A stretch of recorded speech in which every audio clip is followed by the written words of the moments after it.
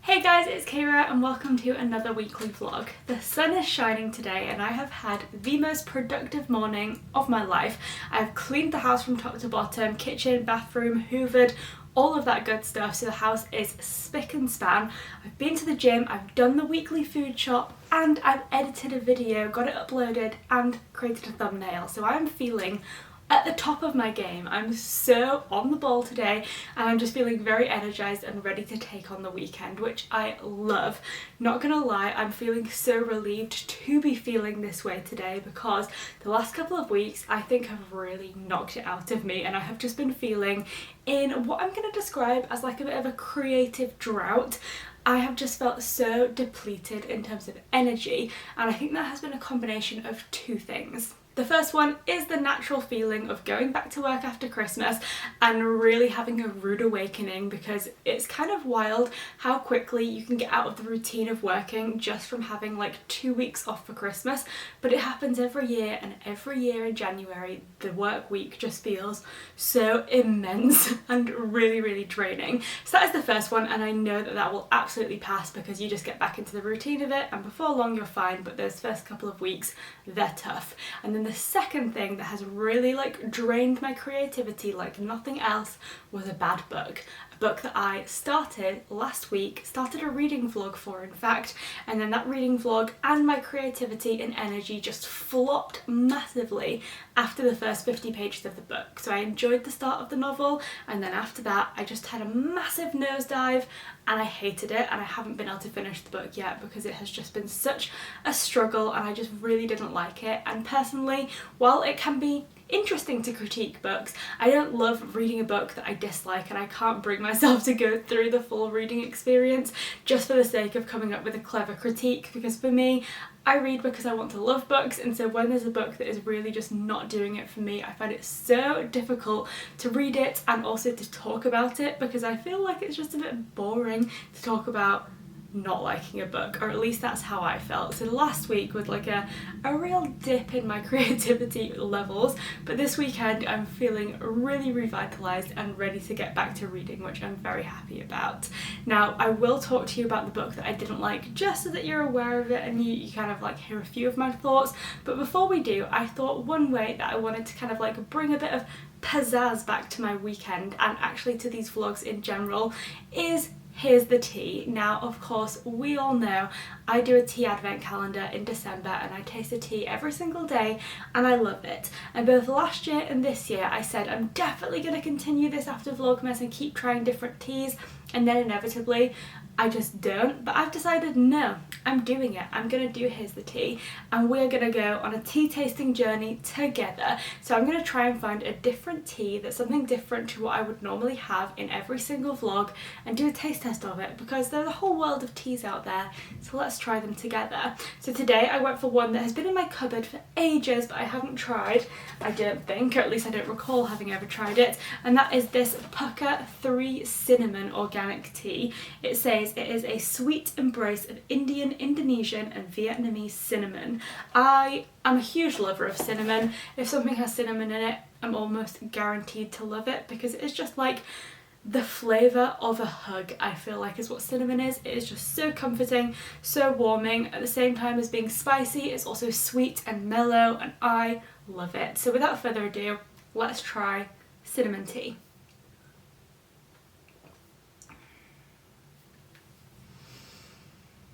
Wow, that is delicious. Wow, I wonder what the ingredients are.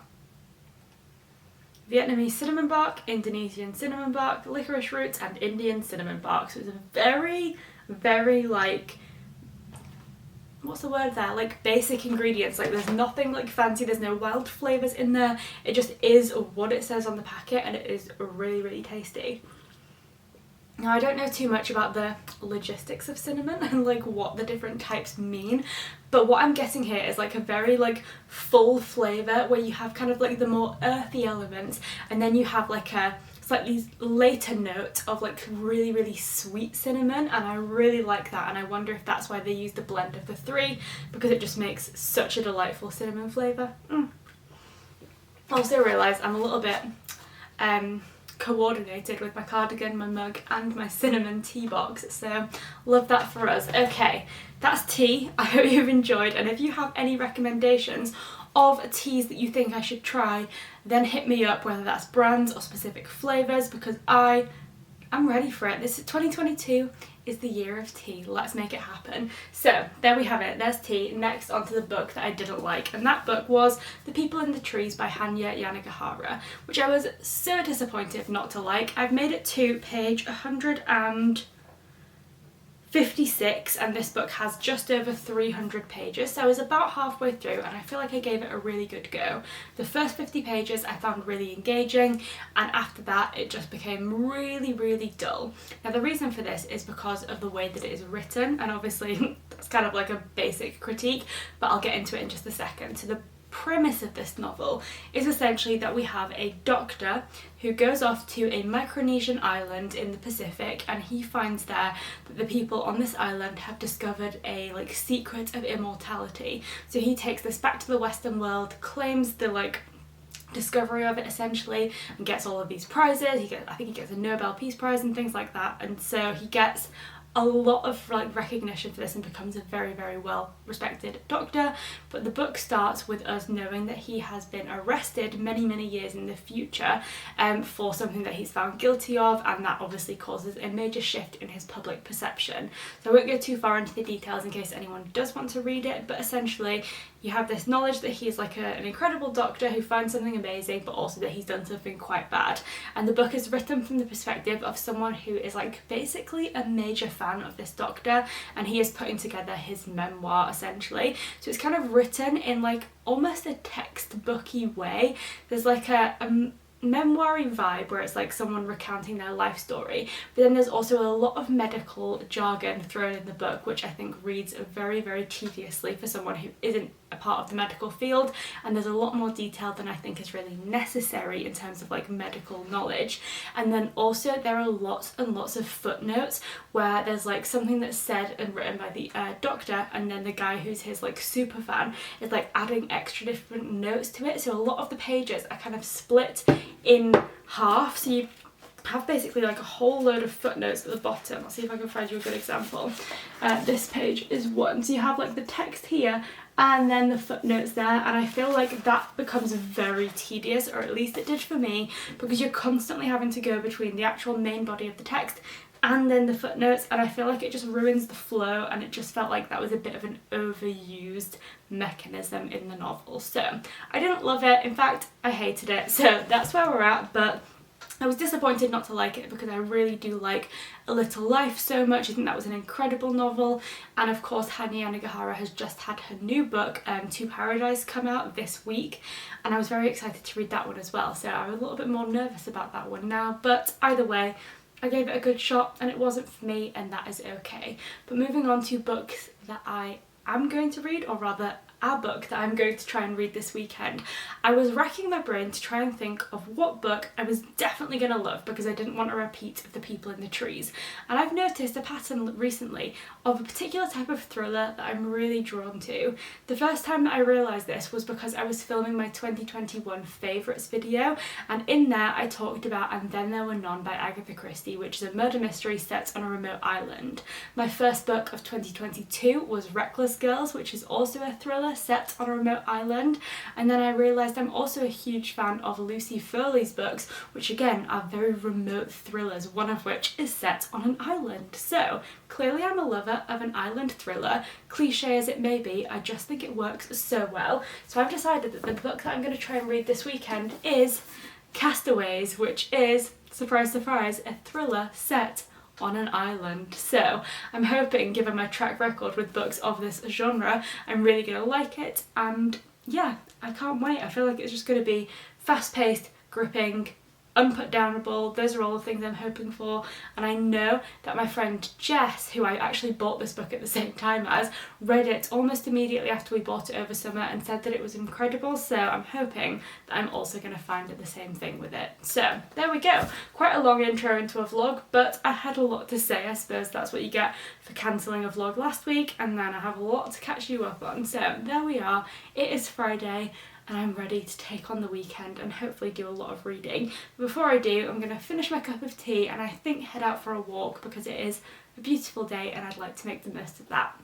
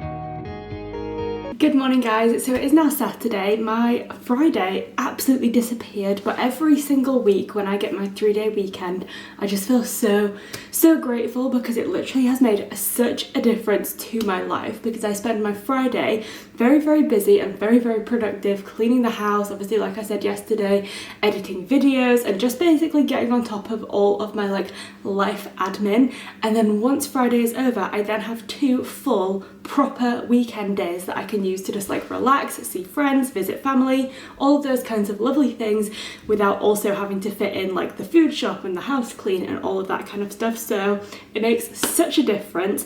And after I last spoke to you yesterday, I obviously did some reading, went out for my walk, and then Jay came home from work. We watched an episode of The Apprentice because the new season is on, and I ate a delicious vegan donut, and that was basically my Friday evening. But it's time for a reading update because I am now a few chapters into the Castaways. I'm on chapter 12, which is page 66. So the chapters are quite short in this one, and it's also a dual perspective, which is making it feel very fast paced, which I personally love. The 2 perspectives are, quite interestingly, 2 sisters. We have one who was in this plane crash and the other who was left behind, and it's also going between a then and now narrative. So we have the sister who was in the crash, Laurie, and she is from the then perspective, so we're kind of hearing it as the events unfold. And then we have Erin in a now perspective, kind of trying to figure out the mystery of what's happened and hopefully locate her sister and figure out what went wrong and where they are, because it's kind of like a missing flight situation. So not only was there a plane crash, it was never recovered and we don't know what went on. So it is very interesting. I'm really liking it. And I can't wait to see what happens because I am very invested already, and I'm obviously only very close to the beginning. So super glad that I did decide to pick this one up, because while I knew it was going to be a fast-paced thriller, I didn't know that it was going to be dual perspective and 2 timelines, which just makes books so much better for me. So I'm very excited to see what happens.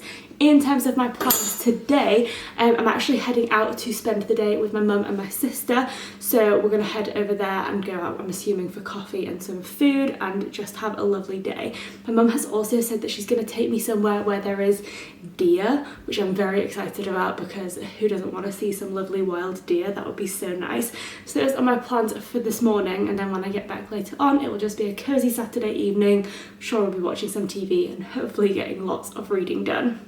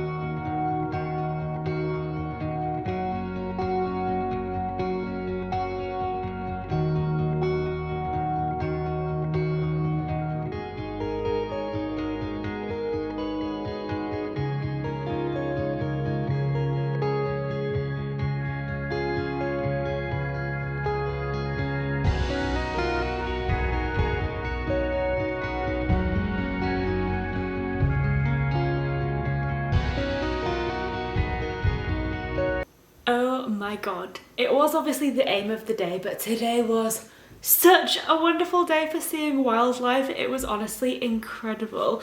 I have only, until today at least, seen deers like running, so like in transit, and you just see them like hopping across a field, or just like a second out of the corner of your eye you see one.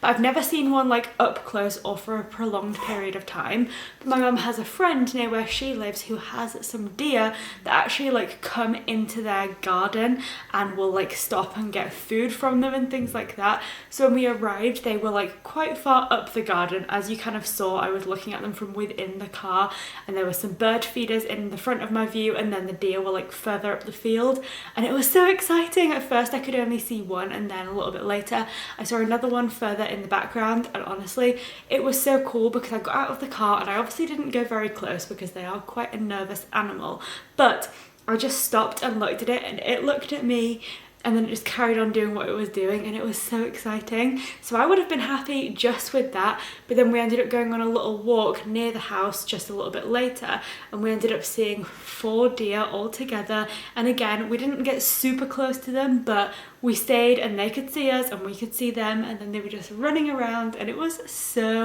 so cool to be able to see them in like so close and for such a long time. So that was amazing. There was also some classic sheep, because it wouldn't be a Yorkshire day out without some sheep, some beautiful birds, and then I didn't unfortunately get this one on camera, but as me and Jay were driving home, so it was probably about 4 p.m. and the sun was just going down, a bird flew in front of our car and then off to the side, and it was the most magnificently beautiful barn owl. And barn owls are obviously like kind of like a white and gold kind of feather pattern, and it was like a really golden sunset, so that just made the colours of the bird stand out even more, and it was so exciting, and I just had the most wonderful day. So that was incredible, and I'm so glad I got to see all of those things, and it was such a gorgeous winter day, and it has just made me so happy. So that was absolutely wonderful.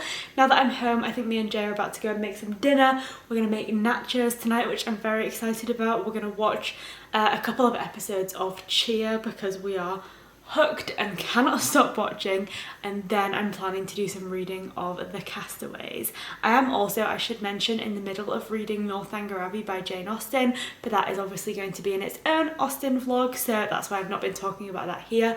But I did actually do some reading of that one on the way to and from my mum's house, and I'm really enjoying that one as well. So all in all, I'm having the most spectacular weekend.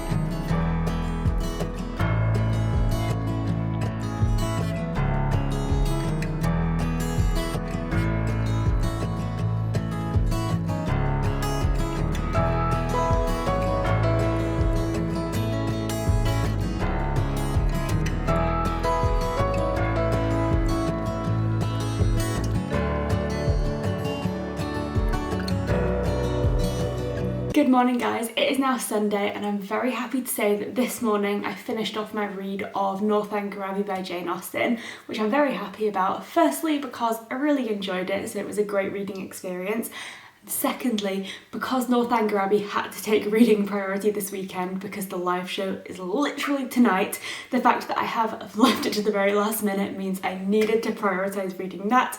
But now that I have and I've finished it before the live show, that means I can properly dive into the Castaways, which I'm so excited about. So excited, in fact, that I started reading it immediately after I finished the last page of Northanger Abbey, and now I'm on page 151, which is chapter 25. So I think I probably read maybe about 100 pages, or a little bit over 100 pages this morning, and I got through another 13 chapters. So really enjoying it, and I'm finding it so easy to get lost in the pages of this book. And I think largely that does come down to the structure of the novel. As I mentioned yesterday, it's dual perspective and also multiple timeline, which just makes it so easy for me to get properly invested in the book.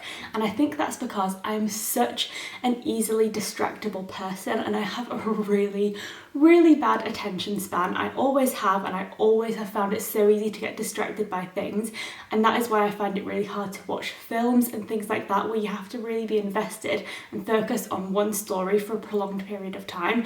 I find that quite difficult, and even though I obviously do love books and do read lots of books that have just one protagonist and one timeline, I always find that books like this that are multiple protagonists and multiple perspective and multiple timeline keep me so much more invested. And I think that is because it speaks to my easily distractible mind.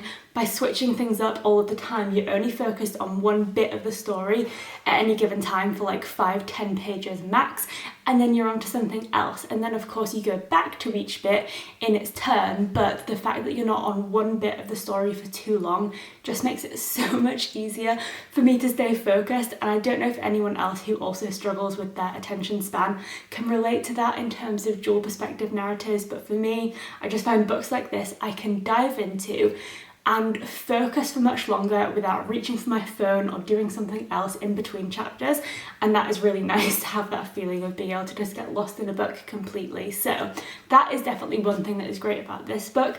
But aside from the structure, which is really helping my reading experience, I also think just the book in general is so interesting and is layered with so much mystery. And while each of the timelines are obviously distinct and each perspective gives you a different insight into the story, there are mysteries that cross between both timelines and both perspectives, and you're getting little bits of information in both sides that are gradually building up a bigger picture. And I love that, because there's not just one mystery that we're focusing on, there are several. And again, that is just making me so invested in finding out what has happened and how all of these different puzzle pieces connect together, and I just love it. So safe to say I'm really enjoying this book and I can't wait to read more.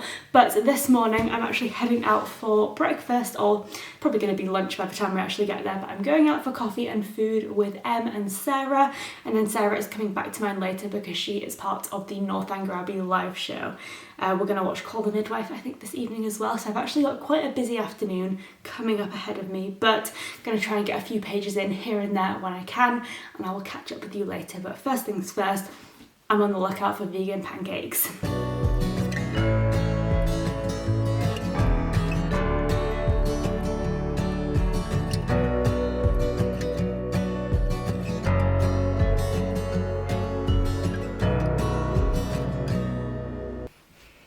Good morning guys, it is now Monday and I'm going to catch up with you properly later on about my book, but right now I just wanted to show you what my Monday morning of work has descended into, because I'm sitting at my desk as I have been for the last few hours, and the sun has been the most spectacular thing this morning, and clearly it is filling up the office, which is wonderful. The only slight downside is that I can't actually see what I'm doing because it is at the exact right level to completely blind me as I'm trying to work at my laptop.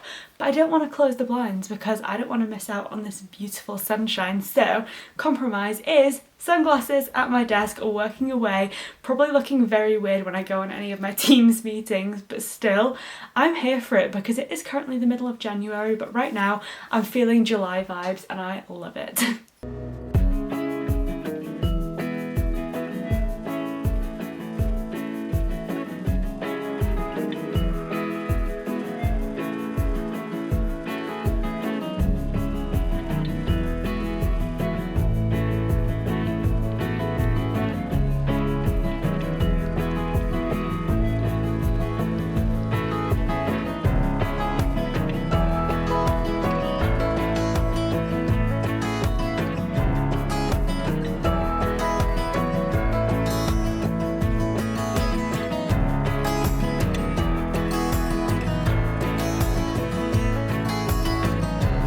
sun has dipped past the window, so I've managed to take my sunglasses off, but I'm loving this weather. And I think it's kind of funny because I originally bought the Castaways in summertime thinking obviously a book set on a desert island would be the perfect summer thriller, and then I didn't manage to get to it in summer and then have been like periodically putting it off ever since because I had it in my head that it was a book that I wanted to read in summertime.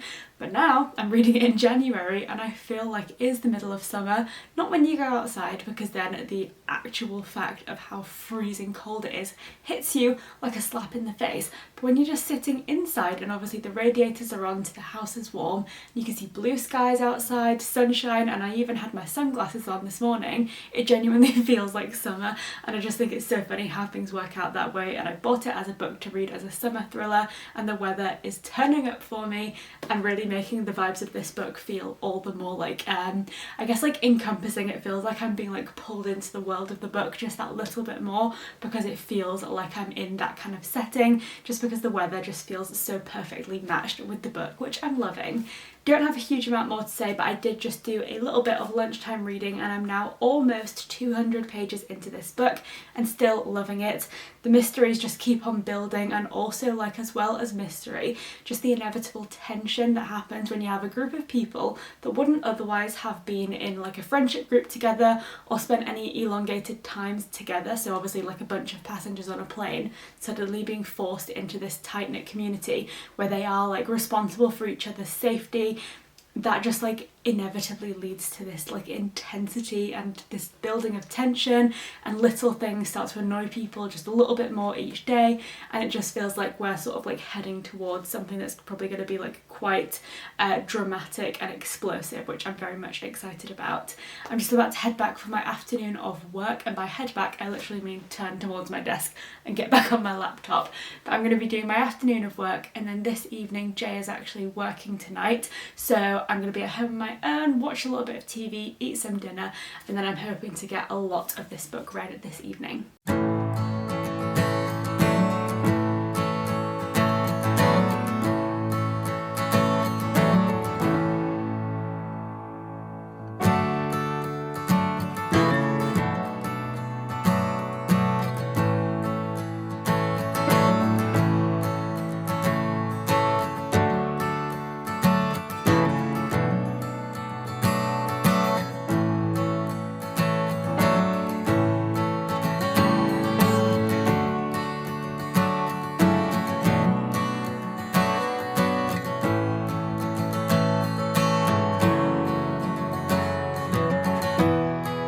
I'm just on my lunch break from work and I'm absolutely desperate to read some more of Castaways, because last night I made it up to page 260, so we're now kind of on the home stretch, less than like 100 pages left to go, and I'm starting to get to the point of this thriller where I feel extremely nervous because there is just so much tension being brought in from so many different avenues that I genuinely just feel like anxiety about what way it's going to go and what is going to happen to all of the characters.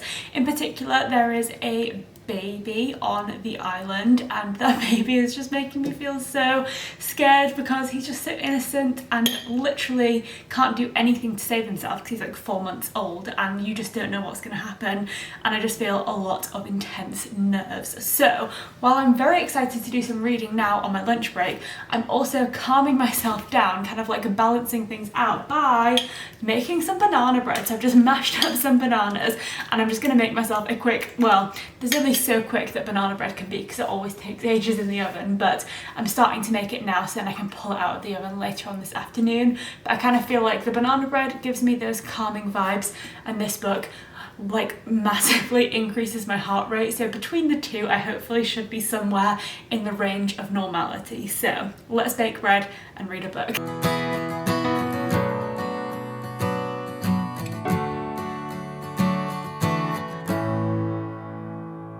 Well, I just finished work for the day. It is now dark outside, hence the artificial glow that is kind of making my face look like a moon, but I have finished work, as I just mentioned, and I'm very happy to say that I've also finished, or should I say rather, devoured this book because I could not put it down, and I had just the right amount to get me through my lunch break while I was making my banana bread, which was so perfect. So I finished this one up and also ate a lovely chunk of banana bread.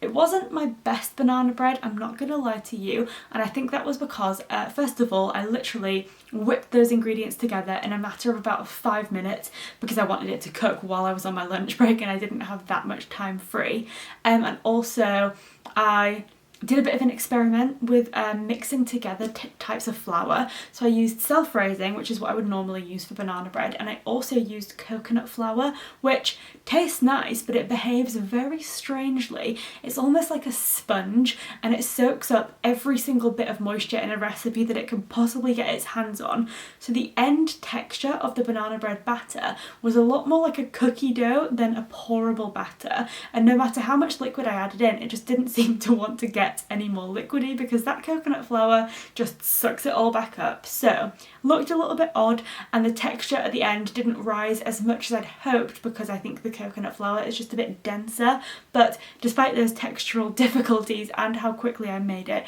it did taste really nice. I had it with some almond butter and some strawberry jam, and it was lovely, and always nice to just do a little bit of lunchtime baking. So that was a win, and this book was a big win as well because I loved it.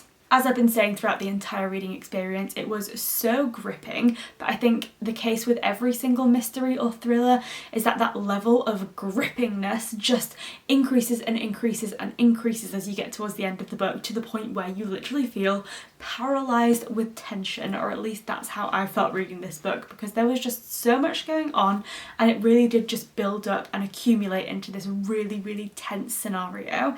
There was no real gore or like horror elements to this thriller. It was certainly more on the mystery end, which I think is nice really, because I think sometimes when thrillers can be a bit too like bloody and murder focused, they can maybe distract you a little bit from the cleverness of the mystery, whereas in this one it really allows that like creepy, tense mystery vibe to build without you being distracted by anything else, and that means you can really appreciate it, and I personally loved it. Rated it 4 stars, but honestly would so highly recommend this to everyone because it was so gripping and just really well done, I thought, especially given the structure and the divide between the timelines and the main characters. I loved it. So this was wonderful and exactly what I needed to pull me back into the world of loving reading again after having tried and failed to read The People in the Trees by Hanya Yanagihara. I've no idea what book I'm going to be reading next, but as I'm back into the work week, I think I'll finish this vlog up here, and of course I'll catch up with you next weekend. So thank you so much for watching, and I'll see you next time.